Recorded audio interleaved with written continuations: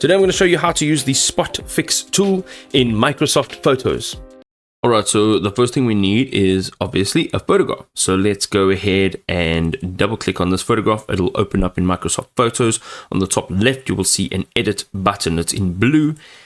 Go ahead, click on that, and this will open up the built-in photo editor. Now, there are many things that you can do here, from resizing the image, changing the aspect ratio, rotating it, and then we have some visual adjustments over here.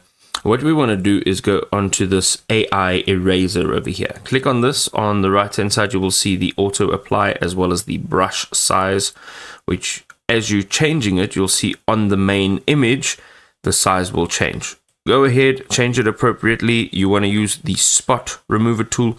Go ahead, select something that you'd like to remove, click it or drag or brush across it. This will now take a few seconds to identify what needs to be removed, and then it will be removed. Now, if you're not entirely happy with the results, make sure that you are selecting or spotting the entire subject that you are trying to get rid of. So let's try that again. You'll see that the first time the size of the brush was too small. You'll see now that it is going to erase this, and the spot tool can be used over and over on the same image.